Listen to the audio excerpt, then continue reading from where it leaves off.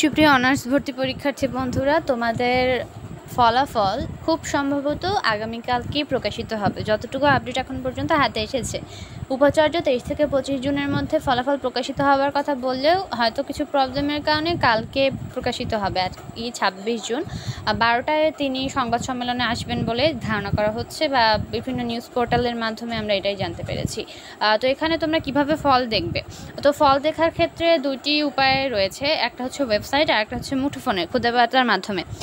তো ওয়েবসাইটের মাধ্যমে যখন রেজাল্টটা প্রকাশিত হবে, প্রচুর পরিমাণে স্টুডেন্ট যখন দেখতে যাবে, তখন কিন্তু ওয়েবসাইটটা তোমরা জানো জাতীয় বিশ্ববিদ্যালয়ের ওয়েবসাইট যে কোনো সময় হ্যাং হয়ে যেতে পারে। আর এটা হ্যাং হলে মনে করো আজকে তোমাদের রেজাল্ট দিয়েছে, আগামীকালও তোমরা দেখতে পারবে না, এমন পরিস্থিতির মধ্যেও কিন্তু শিক্ষার্থীরা পড়ে।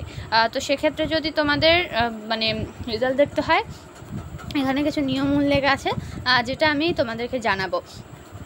তো মুঠোফোনে কীভাবে দেখবে? মুঠোফোনে ফল দেখতে হলে খুদে বার্তায় ফল জানা যাবে, খুদে বার্তা মেসেজের মাধ্যমে। এটা হচ্ছে এনইও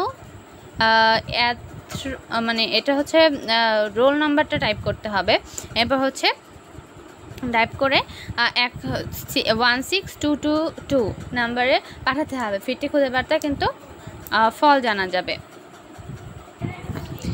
ওয়েবসাইটে দেখা যাবে ভর্তি বিষয়ক ওয়েবসাইট, অর্থাৎ এনইউর যে ওয়েবসাইটটা রয়েছে সেখানে কিন্তু তোমাদের যে লগ ইন অপশনটা রয়েছে, যেখানে তোমরা প্রোফাইলে যেতে log in admit card download করতে, সেখানে গেলেই কিন্তু তোমরা পাবে।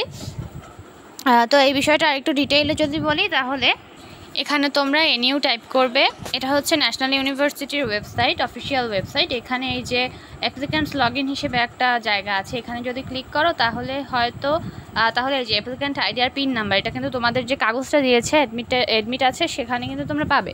তো এইটা এখানে যদি তুমি প্রিন্ট দিয়ে দাও, তাহলে কিন্তু তোমাদের প্রোফাইলে তোমার রেজাল্টটা চলে আসবে, কোন কলেজে চান্স পেয়েছো, এই সবগুলো কোন সাবজেক্ট সবগুলো কিন্তু চলে আসবে, যদি ফার্স্ট মেরিট লিস্টে তুমি চান্স পাও। যদি সেটা না হয় তো তারপর কি করবে সেটা আমাদের পরবর্তী ভিডিওতে আসবে অবশ্যই। তো আমাদের যদি তোমাদের এই বিষয়ে হেল্প লাগলে বা ভবিষ্যতে কোনো আপডেট প্রয়োজন হলে অবশ্যই এই চ্যানেলটি সাবস্ক্রাইব করে চ্যানেলের সাথে থাকবে।